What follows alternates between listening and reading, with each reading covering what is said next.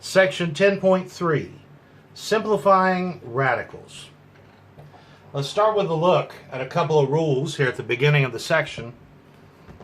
On page 670, in the brown box at the bottom of the page, we have a product rule for radicals. And it says the nth root of A times the nth root of B equals the nth root of A times B. That sounds like one of our power rules from back in chapter 4. It sounds like a distributive property. It's kind of like we're distributing that radical sign over that product. Well, let's think about this for a minute. The nth root of A times the nth root of B. We can write this as A to the 1 over n times B to the 1 over n. And then we can use our power rule from early chapter 4 to undistribute that power from this product. And write this as the product AB all raised to the 1 over n. Not sure about that? Distribute the 1 over n back in. And it returns you to that previous step. We're just undistributing that power. And then we know how to interpret this. Something to the 1 over n is the nth root of that thing. And so look from top to bottom, and that's our product rule for radicals. The product of radicals is the radical of the product. And it behaves like our exponents because radicals can be written as exponents. So many of the rules that apply to radicals are going to feel very similar to those rules for exponents from back in section 4.1 and 4.2.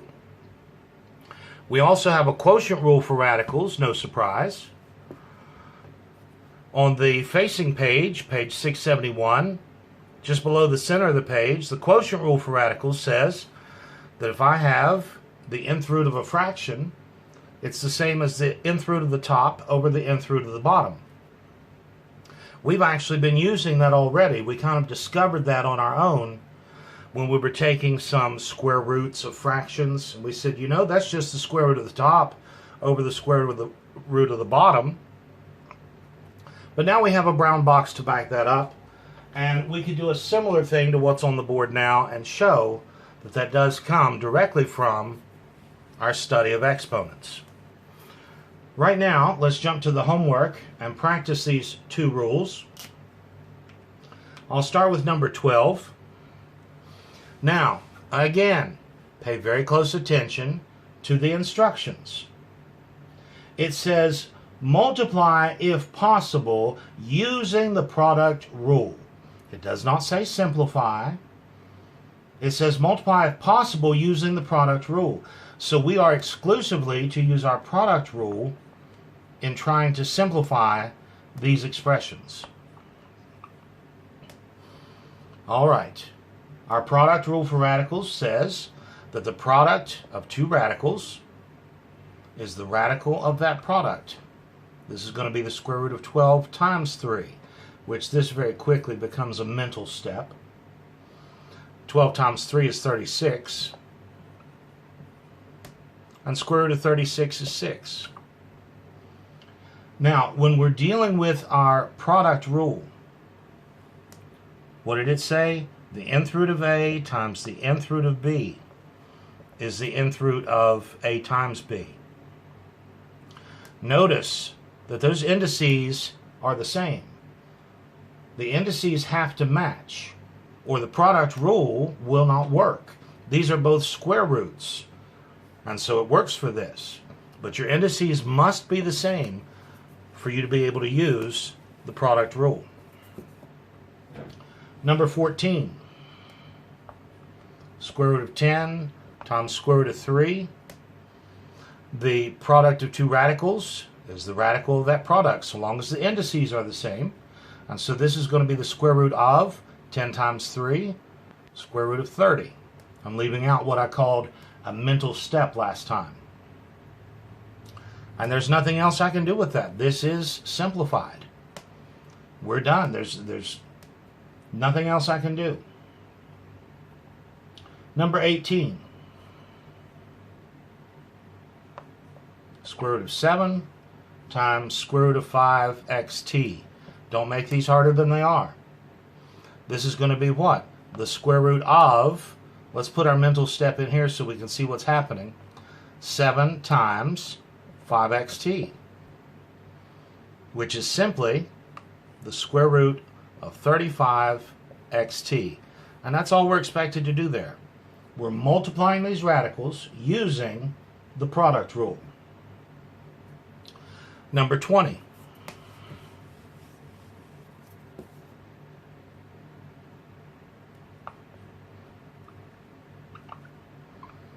We have a couple of cube roots. And of course we can use our product rule here because each index is the same. My indices match. And so the product of these two radicals is the radical of that product. This will be the cube root of 3 times 6, cube root of 18. And that's all I can do with that. Now look at number 28. In number 28, we have the 5th root of 8 times the 6th root of 12. The instructions say, multiply if possible using the product rule. Does the product rule apply to this situation? No, it does not, because my indices do not match. That means I cannot use my product rule here. Now, if the instructions had said simplify, I would need to figure out some way of multiplying these together. And we'll work on problems like that toward the end of this section. But for the moment, because of the way the instructions are written, multiply if possible using the product rule, well, we can simply say the product rule does not apply,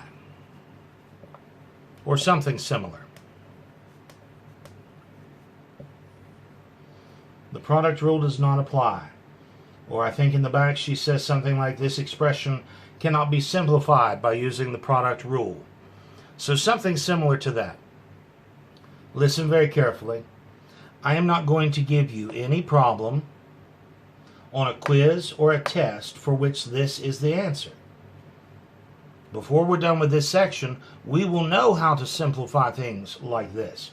Right now, we're just getting warmed up. We're just practicing the product rule and getting a feel for when we cannot use the product rule. I'm not going to give you a problem like this. If I give you a problem that looks like this, it will say simplify, and we will learn how to do that. All right, number 30. Now we're looking at our quotient rule. The instructions here do say simplify. Assume variables represent positive real numbers. Number 30, the square root of 16 over 49. We've already worked problems like this, but now in the light of our quotient rule for radicals, we know for a fact that we can split this up and write this as the square root of 16 over the square root of 49. That's our quotient rule.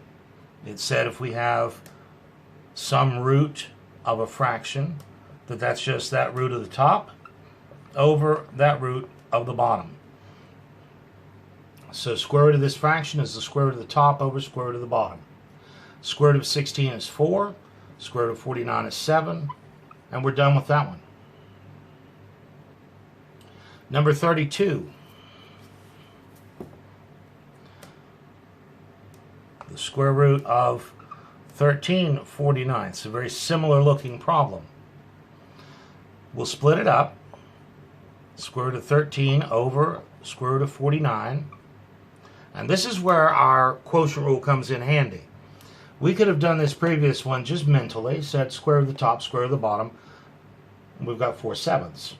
Here I like seeing this middle step because I can see square root of 13, I can't do anything with that. That's an irrational number, and so it is simplified. Square root of 13 I cannot simplify any further. Square root of 49, however, is 7. And so that's my answer for that one.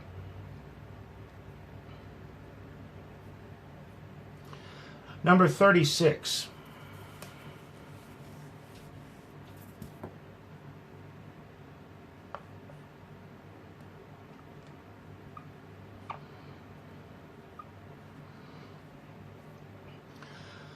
We'll start with our quotient rule that says we can split this up and write this as square root of the top over square root of the bottom. Now, in the instructions, she said, assume that all variables represent positive real numbers. W is positive.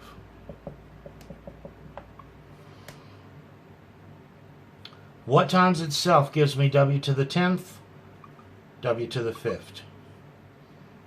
And square root of 36 is 6. Now, the reason I stress that W is positive is because if W were not limited to being positive, if W were allowed to be a negative number, okay, if we had not said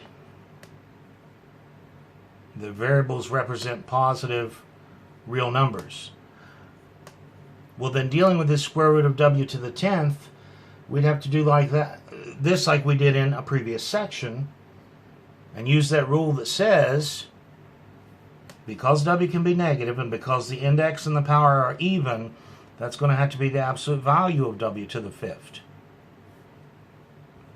Now, in college algebra, this is more like what you'll see. But she has simplified things for us here, saying that my variables represent positive real numbers, and so the absolute value of a positive number raised to the 5th power, well, a positive to the 5th is positive, and absolute value of that will be positive. And so I don't need my absolute value bars there. In college algebra, we probably will not limit what W can be. In which case we'll have to keep in mind, oh, that's an even index, an even power. If W were negative, that even power would strip off the negative. And so I'd have to have my absolute value bars. Right now, we're just wanting to get practice at using our quotient rule. So she says, let's make our variables positive. That's one less thing we have to worry about. Number 40.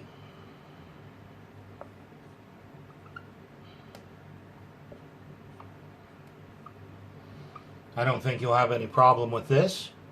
Our quotient rule for radicals says that we can just write this as the cube root of the top over the cube root of the bottom. Is there anything else I can do with this? Cube root of t I'm stuck with. The cube root of 125 we know is 5. And so there's my answer.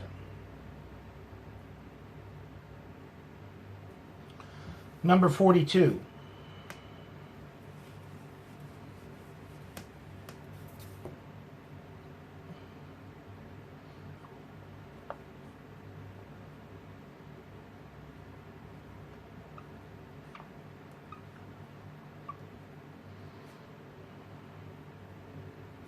We have a negative sitting out front. He's just floating.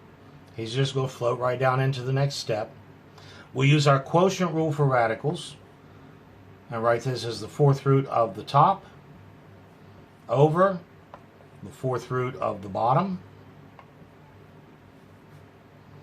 Our negative still floats. In the top, the 4th root of 625, you should have that memorized. 4th root of 625 is 5 over 4th root of y to the 4th is y. Here again, we were told that variables represent positives, and so I don't have to worry about an absolute value. If she had not said, assume that all variables represent positive real numbers, we would need absolute value bars on that y. But since she said that variables represent positive real numbers, that's one thing we don't have to worry about in this particular part of the homework. Number 44.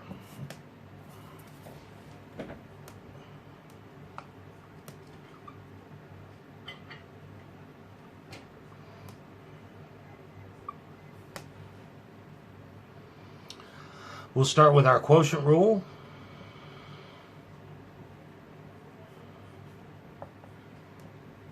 fifth root of the top over fifth root of the bottom. In the top, fifth root of 32 is 2. In the bottom, the fifth root of y to the 20th. What number, what expression raised to the fifth power would give me y to the 20th? Y to the 4th.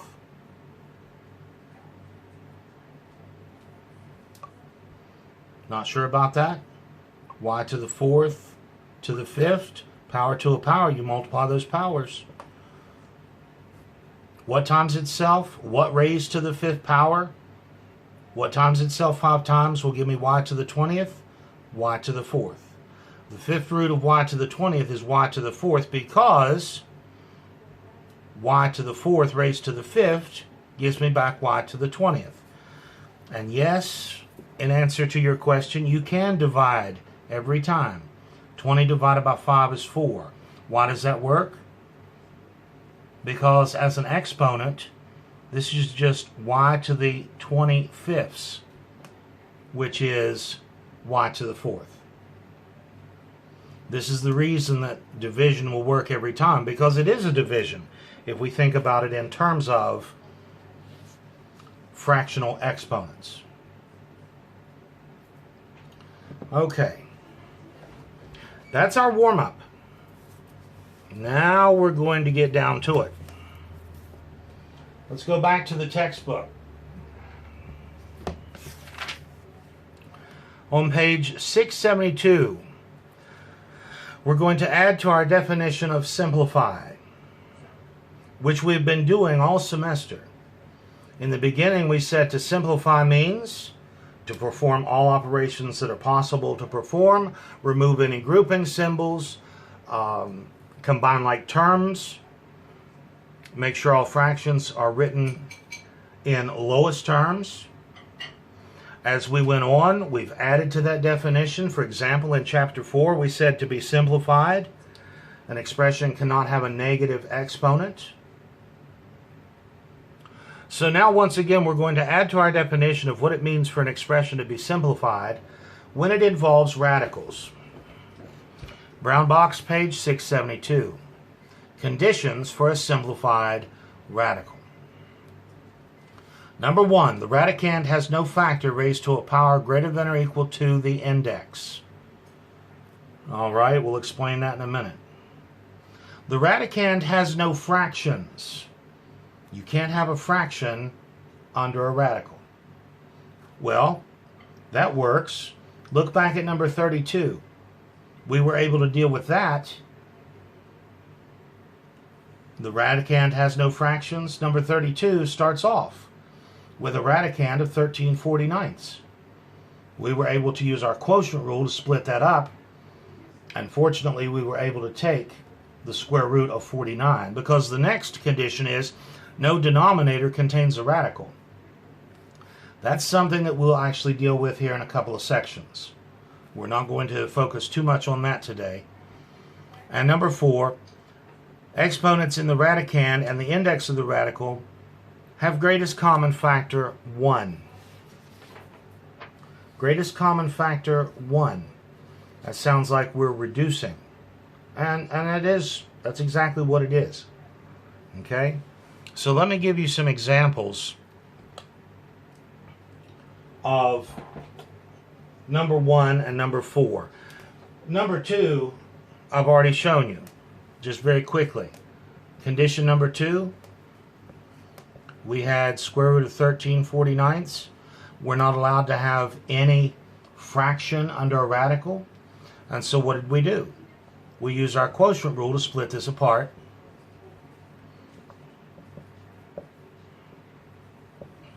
And that was simplified. Now, number 1. Let's look at that again. Rule number 1 from our brown box. It said no radicand, it said the radicand has no factor raised to a power greater than or equal to the index. Here's what that means. I'll actually use what she has there in the brown box, as the example of an unsimplified radical, square root of 28. And rule number 1 says we can have no factor contained in that radicand, in this case, that is a perfect square, because we're dealing with a square root. What we'll do is we'll pull out that perfect square. 28 contains the perfect square 4. It is 4 times 7. Our product rule for radicals lets me think of that in 2 pieces. That's the square root of 4 times the square root of 7. Square root of 4 is 2. This is now simplified because the radicand no longer contains a factor, which is a perfect square. So when we talk about rule number 1, I like to say that it means there can be no perfect squares under a square root, no perfect cubes under a cube root, etc. Consider this, the cube root of 80. Does 80 contain any factor which is a perfect cube? And this is why I say you've got to have those memorized, because now we don't just have to spot perfect cubes, perfect squares, perfect fourths, perfect fifths. We have to spot them when they're buried down inside of other numbers. We had to spot that there was a 4 contained in this 28. We had to spot that there is an 8 contained in this 80. That this is the cube root of 8 times 10. I'm going to omit this mental step this time. We know that we can split that up. Cube root of 8 times cube root of 10. And the cube root of 8 is 2. So this is 2 cube roots of 10. Let me make something very clear. This index belongs in the check mark. I do not want to have to guess if that index is actually an index, or if maybe you meant 2 cubed times the square root of 10. I'm not going to guess at it. If I cannot determine precisely what you meant, I'm going to count it wrong. That index needs to be in that check mark where I can tell that that is exactly what you meant. I made a mess of it going over it. That index needs to sit solidly in the check mark of my radical sign so that I'm absolutely certain that that is the index of the radical and not a power on a factor out front. Now, another way we can deal with these, if we get stuck, hopefully we've learned our rules of divisibility, chapter 1, that I told you needed to know. We've memorized our perfect squares, perfect cubes, fourths, and fifths that I've asked you to learn. And we can look at these and spot them pretty easily. But if I have to, I can always do what? I can always prime factor.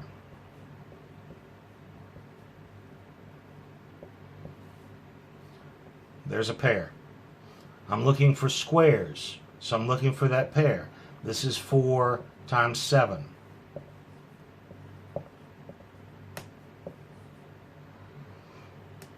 That 80 is what? I might even start by saying 8 times 10 and then, oh, I spot it. There it is. But let's say that I don't.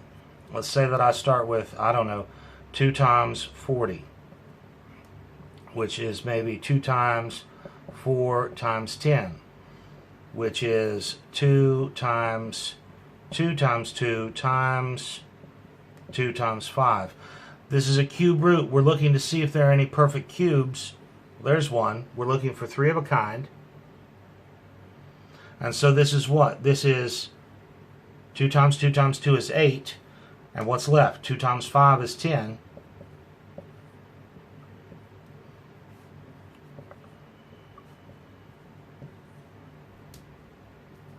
So if you get completely stuck, you can always prime factor and find for your squares 2 of a kind, for your cubes 3 of a kind, and so on. Hopefully you won't have to do this very much. This explains what we mean by this rule of simplification that's listed here in this box as number 1. that there can be no perfect square factors under a square root, no perfect cubes under a cube root. Number 3, we're going to worry about another day. Number 4. The fourth rule in this brown box said the exponents in the radicand and the index of the radical have greatest common factor 1. And I said that kind of sounds like reducing, doesn't it?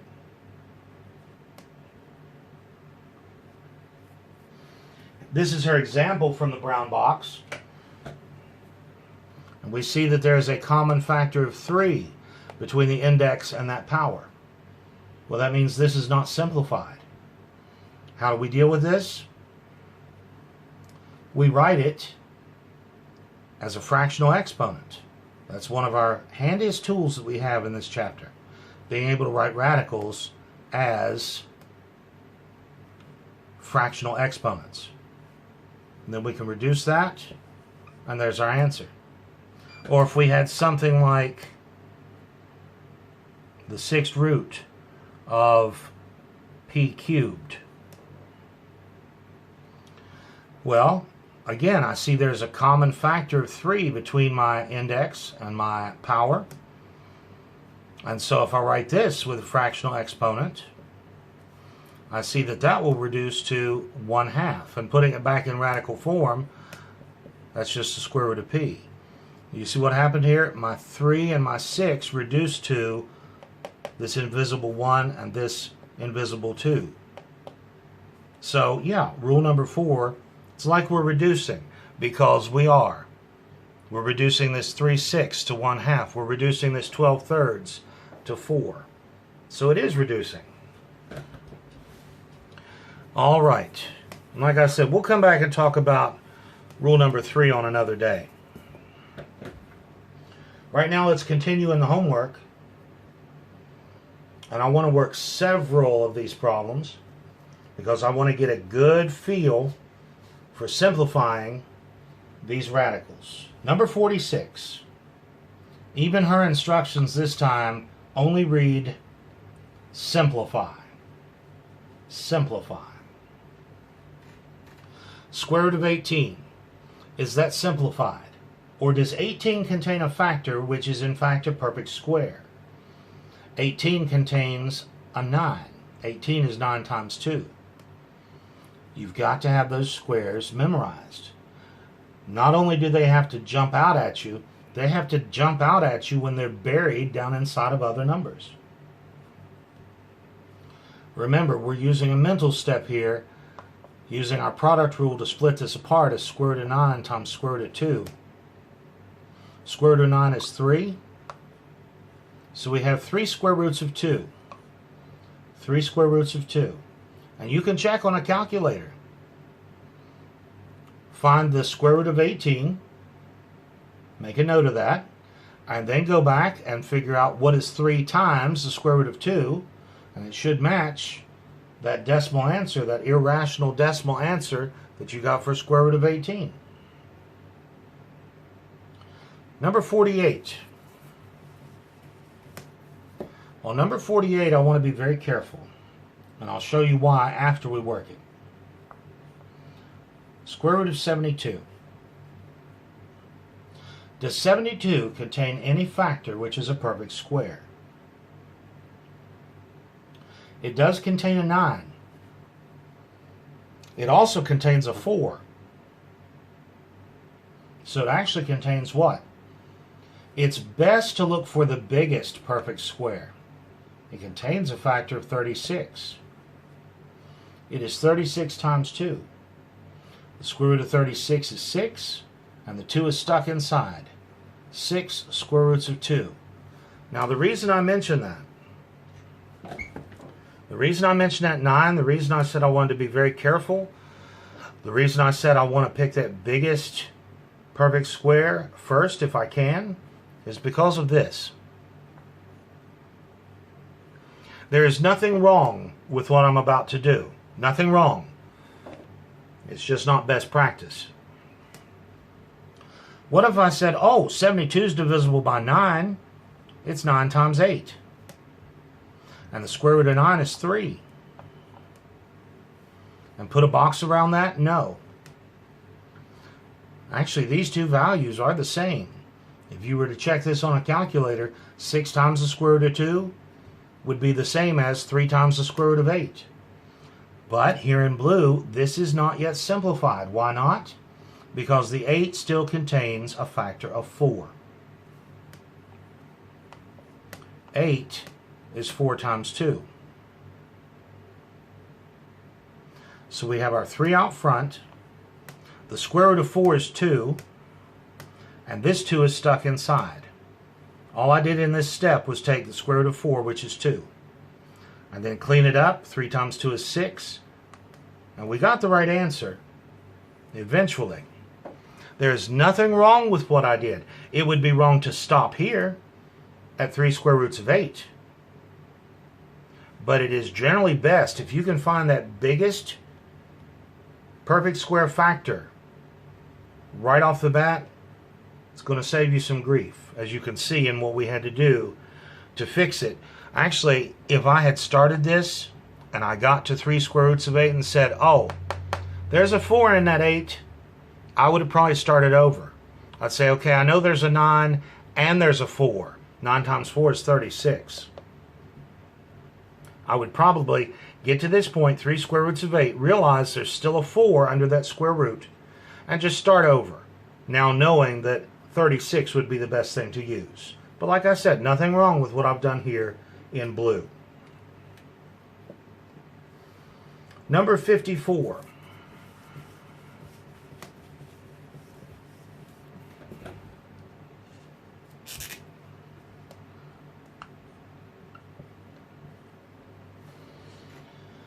Number 54, the square root of 46.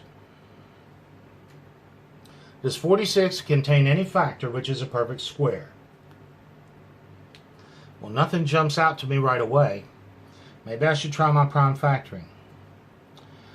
Let's see, I know it's 2 times something because it's even. It's 2 times 23. And I'm done factoring. 46 is a single 2 and a single 23. There are no pairs. 46 does not contain a perfect square. This is already simplified. Or you can write the words already simplified and put a box around that. Just don't put anything like no solution or undefined. We're not solving equations. We're not dividing by 0. That is just already simplified. Number 56.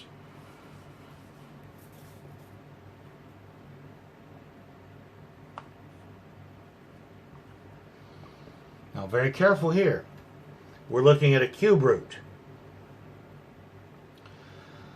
It's easy to go, oh, that contains a 4, because we're so used to looking for those perfect squares. But now what are we looking for? We're looking to see, not if this contains any perfect squares in my radicand, but does 24 contain any factor which is a perfect cube? Well, 24 contains an 8. 24 is 8 times 3. And again, our mental step says we can split that up, take the cube root of 8 times the cube root of 3. Cube root of 8 is 2. So this is 2 cube roots of 3. And once again, we want to be sure that we have that index firmly in that check mark, so it is very clear that that is our index and not maybe some power on that 2. Number 58.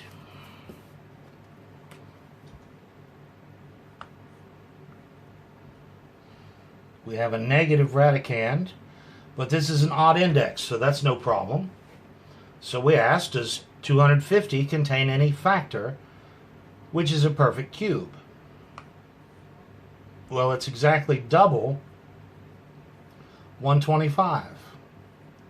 So it contains 125. And we're actually going to pull the negative out with the 125.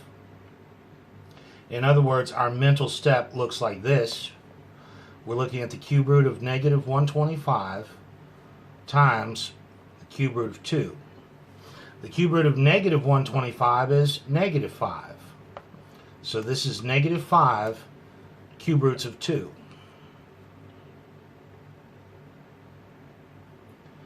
Number 60.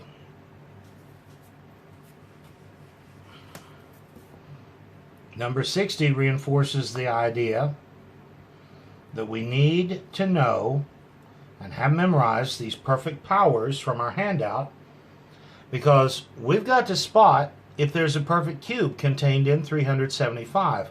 And I would really prefer not to have to prime factor this to figure that out. I mean, if I were to prime factor this, I would start with 25 times something. It's obviously divisible by 25 because it ends with a 2-digit number divisible by 25.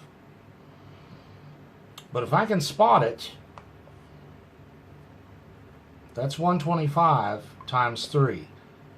If I can spot these perfect cubes, even when they're buried down as factors of other numbers, it will save me a lot of grief. We can always prime factor if we have to and look for a 3 of a kind, as I've shown you. But if we don't have to do that, life will go a lot more smoothly. Cube root of 125, again, is 5, and the 3 is stuck inside. 5 cube roots of 3. Number 62.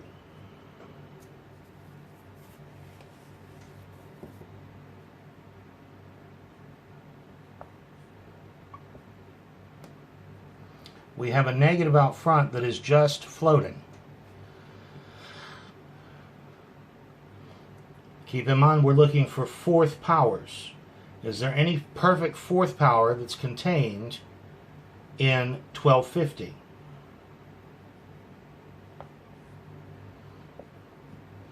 $12.50 is exactly double 625. It's 625 times 2.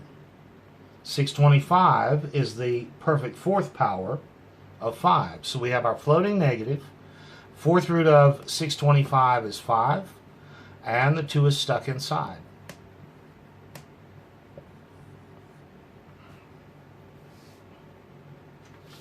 Let's throw in some variables.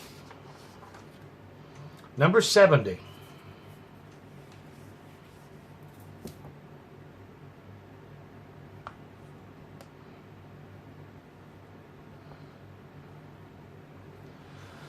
Like we've been doing, I want to see if there's any perfect square factor contained in this radicand, and I want to separate my perfect square factors from those factors that will end up stuck inside. Well, the 18 contains a 9. It's 9 times 2. M squared is a perfect square. Any even power is a perfect square. So I'll put it up here with the 9. Square root of 9 is 3. Square root of m squared is m. And the 2 is stuck inside.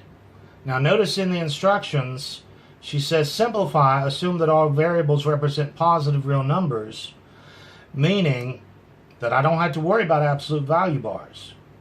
Now next semester, especially in college algebra, I probably would not have that condition. And I would expect this to be written as 3 absolute value m square roots of 2. That's if m were allowed to be just any real number. But her instructions here say assume variables represent positive real numbers, knowing that m is already positive means I don't have to worry about my absolute values. Number 72. Let me put a box around that just to finish it off. Now, number 72.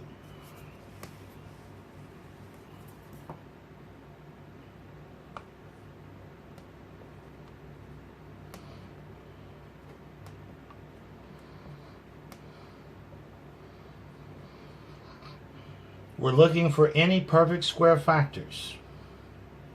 169 is a perfect square. It's the square of 13. Does s to the fifth contain any perfect square factor? Yes, it does. Any even power is a perfect square. It contains s to the fourth, leaving one factor of s. There's your s to the fifth split apart into s to the fourth times s. T to the 10th.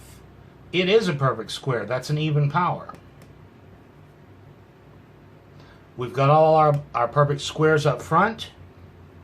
Let's finish this off. Square root of 169 is 13. Square root of s to the fourth is s squared. Square root of t to the 10th is t to the fifth. And that last s is stuck inside. This is simplified.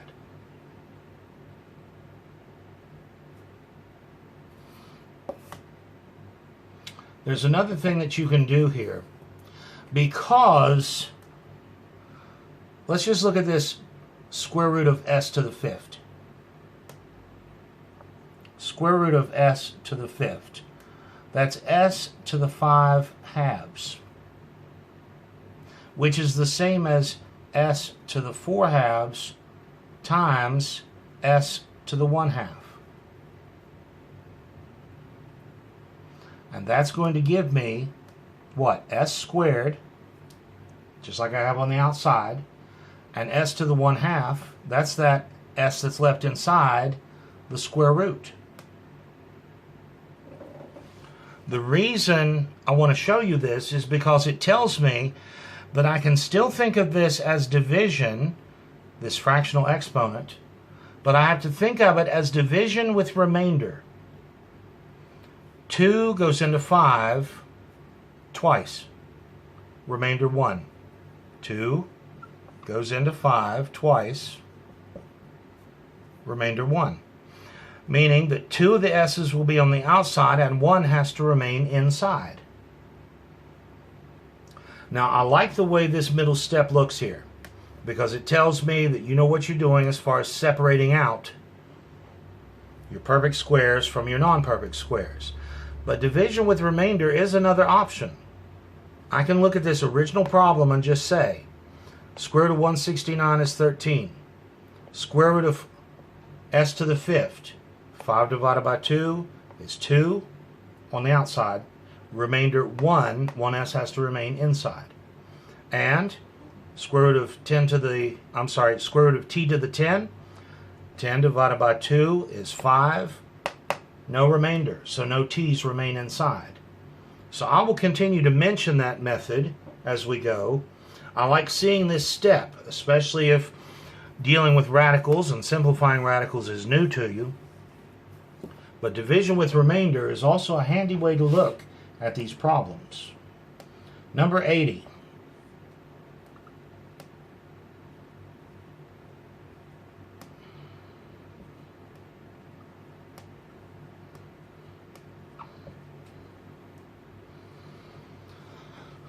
We're looking for perfect cubes.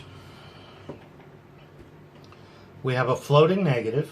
He's just going to make his way from step to step. We have 216, and that negative doesn't bother us on the 216 because it's an odd index. 216 is a perfect cube. It's the cube of 6. X to the 15 is a perfect cube. Any power that's a multiple of 3 is going to be a perfect cube, right? 15 divided by 3 is 5, no remainder. 6 is a multiple of 3, 3 is a multiple of 3. This whole thing is a perfect cube. So there's no separating to do this time. We have our floating negative. And we have the cube root of negative 216 is negative 6. The cube root of x to the 15th is x to the 5th. Cube root of y to the 6th is y squared. Cube root of z cubed is z. Clean this up. Positive 6, x to the 5th, y squared z. And nobody had to remain inside. Everything here was a perfect cube to begin with. Number 84.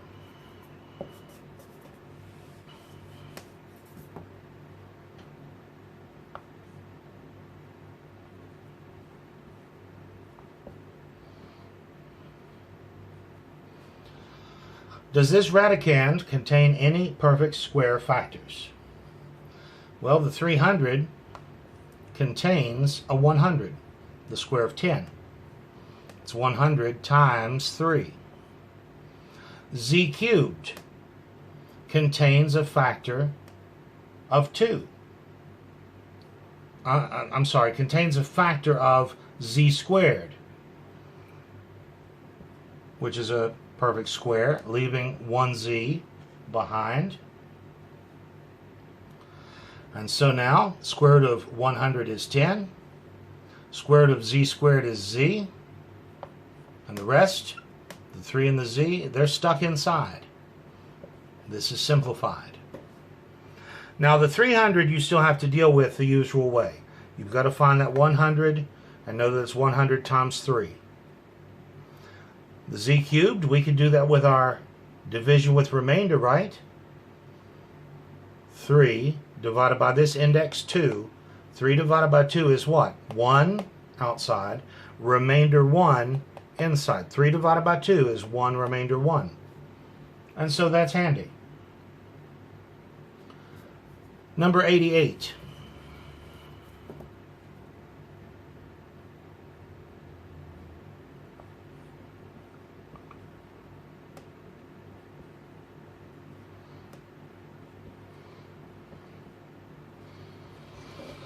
On this one, let me just do it with that division with remainder. Because I see that 23, and 23 is prime. 23 itself contains no factors which are perfect squares. So I already know the 23 is stuck inside. Now, what is the square root of k to the 9th? I can look at it as 9 divided by 2. And 9 divided by 2 is 4.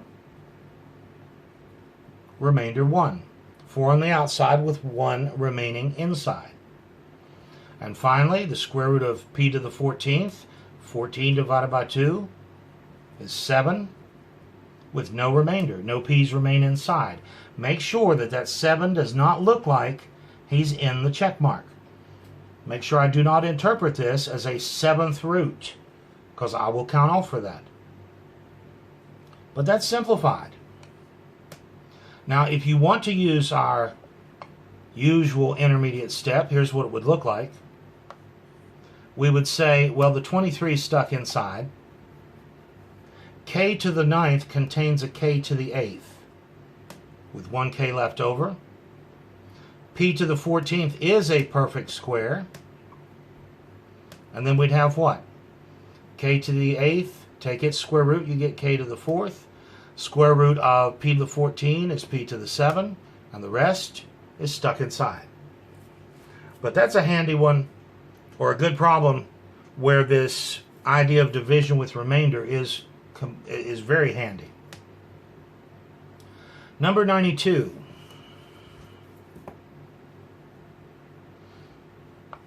I told you we'd be doing lots of examples, right?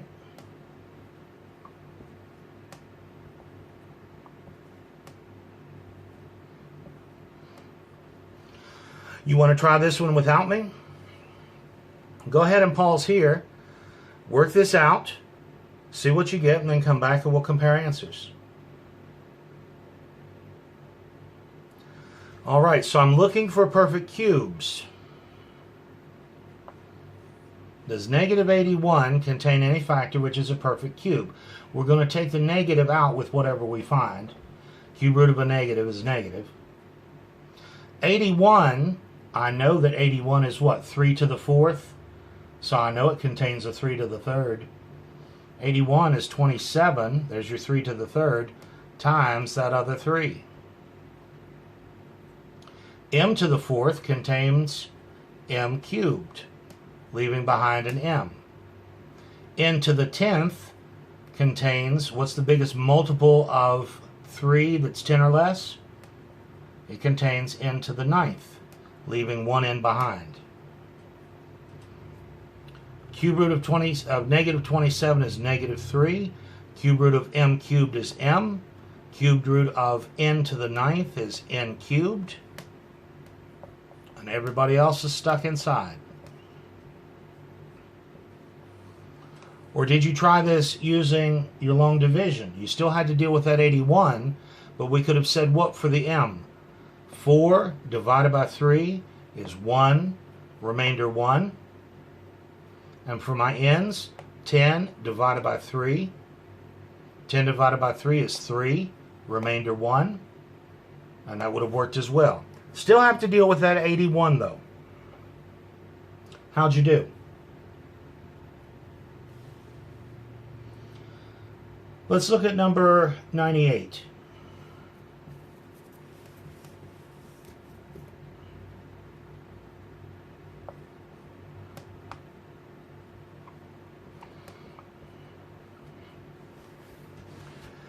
Now we've been focused on that first rule from our blue box that I have basically boiled down to say no perfect squares under a square root, no perfect cubes under a cube root, and so on. Let's not lose sight of the fact that there were 4 rules in that brown box, and one of them said you cannot have a fraction under a radical sign. We know how to deal with that. Split it up.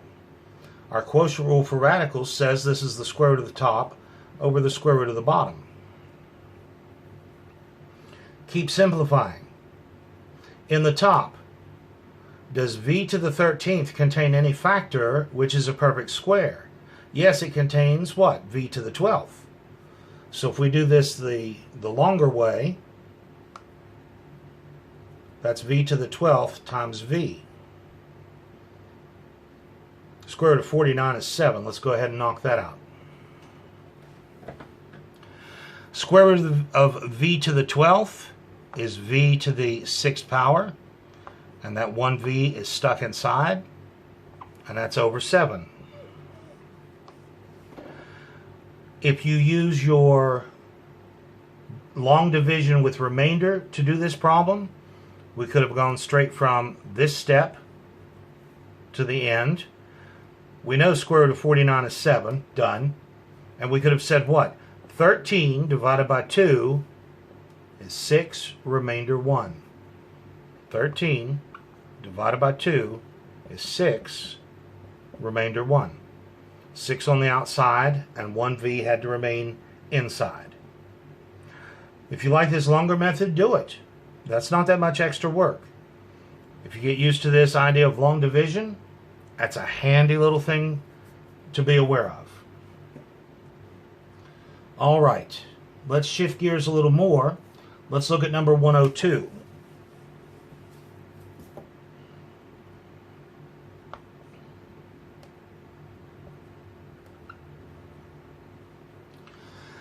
Now, I suppose we could do this by the order of operations. We could square that 50. It would give me 2,500.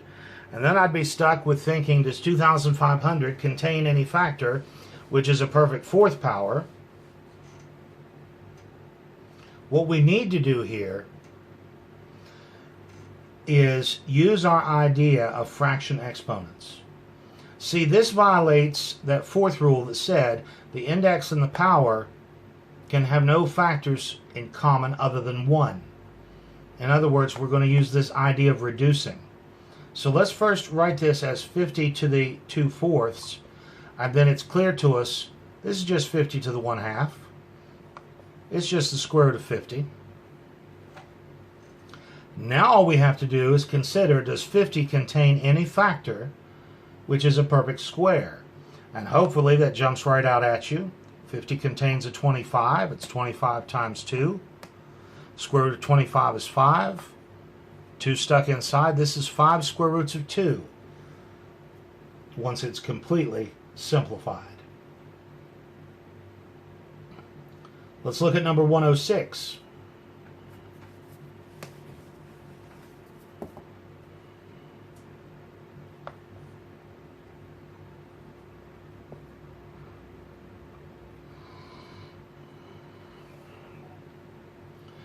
In number 106, again, we have the issue of our index and our power containing a common factor of 4.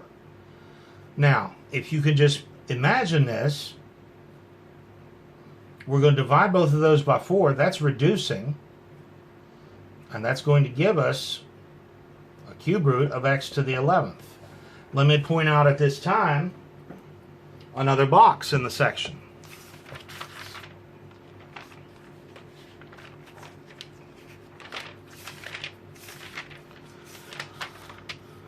On page 674 in the brown box, it says the knth root of a to the km is equal to the nth root of a to the m. In other words, you can divide the index and the power by the same number k.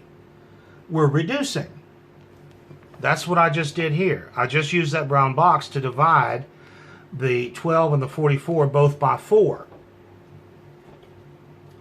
Again, if radicals are new to you, I would suggest continuing to go through this idea of fractional exponents until it sinks in really solidly that, oh, that 44 and that 12, I can divide them both by 4. Why? Because it's the same as reducing this fraction by a factor of 4. It reduces to 11 thirds. And now back into radical notation. But that brown box allows me to skip my fractions and just know, yes, I can go ahead and reduce. I suggest putting in these middle steps, at least for now. And now finally, does x to the 11 contain any factor which is a perfect cube? It certainly does. It contains x to the 9th. So if we do this the longer way, we'll write x to the 9th times x squared. Cube root of x to the 9th is x cubed, and the x squared is stuck inside. Or if I'd used from right here my long division, I could have said 11 divided by 3 is what? 3 remainder 2. Either way, here again, neatness counts. I don't want that to look like an x to the 33 or a 33rd root. Make sure it's very clear that that is x to the 3rd, and quite separate from that, this is a cube root. If I can't read it, I count it wrong. Let's do a couple more to finish up this section. Number 108.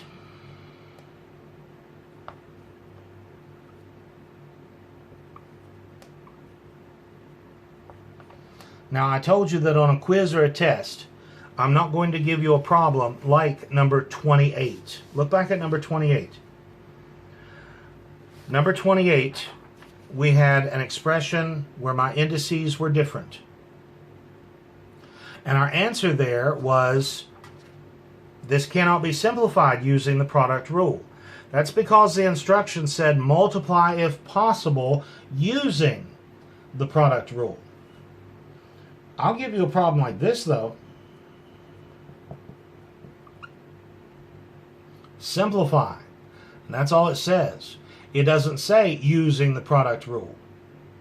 Well, we know the product rule won't work here. Not directly, not right away, because my indices are different. But the final answer is not, this cannot be simplified using the product rule. I never asked anything about the product rule. I said simplify. So what are you going to do? Well, we always have those fraction exponents to go through, right?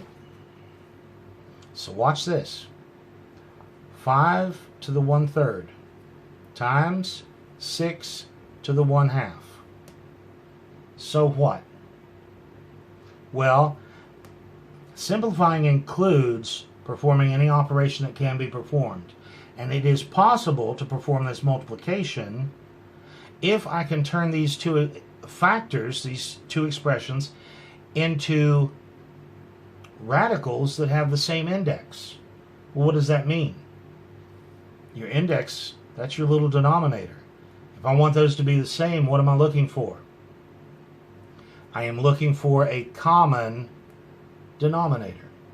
Least common denominator here is 6. 5 to the 2/6 times 6 to the 3/6. Well, so what?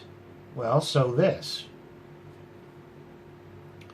I can pull out a 1/6, write this as 5 squared times 6 cubed, all to the 1/6 power, which is going to give me the 6th root of 5 squared times 6 cubed. Let me pause right here and show you a different way to approach this.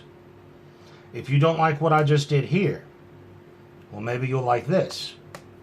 Rewrite these now as radicals. From right here, rewrite these as radicals. This is going to be the 6th root of 5 squared times the 6th root of 6 to the 3rd.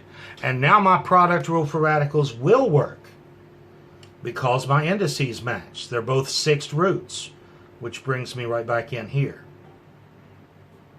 Either of these two steps, I kind of like the radical form better. The exponential form explains why this works. But we already have the product rule. We've already explained why it works. And so I kind of like this radical step better. I think it's a little more clear. And we get to use our product rule, and that's very simple to do. Now it did say simplify. It did say simplify, so I'm not done. I need to multiply this out. Again, this is one of those problems where I will not give you anything this big on a test. Let's take this up here. 6th root of 5 squared is 25 times 6 cubed is 216.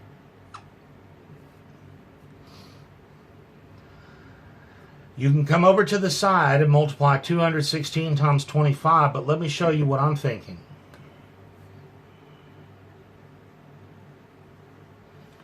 Double the 25 and take half of the 216. That's got to be the same product, right? I just took a 2 away from the 216 and gave it to the 25. Let me do it again. Double the 50 and cut the 108 in half.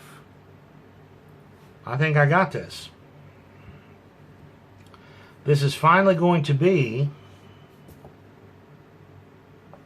the 6th root of 5,400.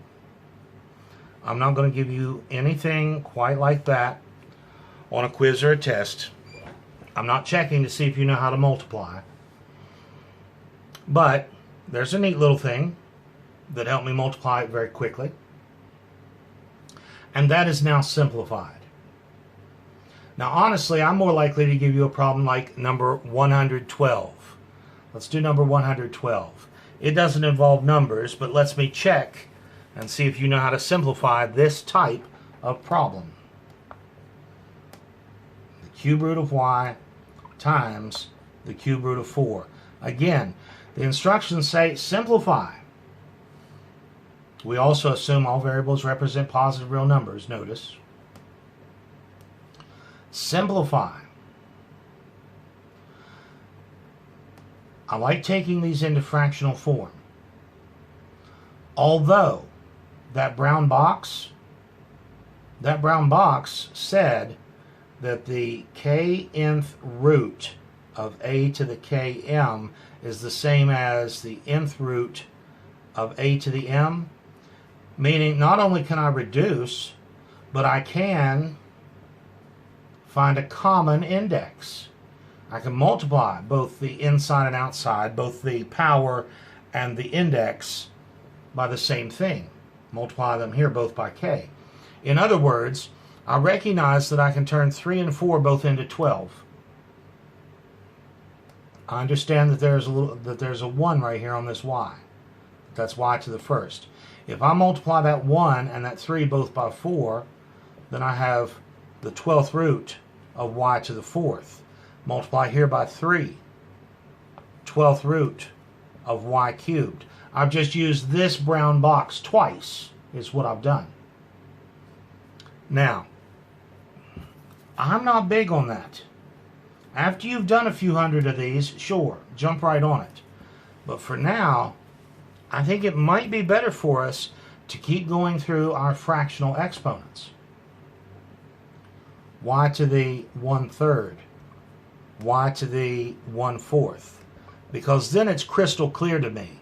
To get the same index, so I can use my product rule, I want the same little denominators. I want a common denominator here. That's going to give me y to the 4/12, y to the 3/12, which is what I did just a moment ago. But I think it's clearer right now, especially if radicals are new to you. I think it's much clearer going through the fractional exponents for now. Nothing wrong with using the brown box and jumping over these two steps, but I like these two steps. They keep me on track. Let me rewrite these as radicals.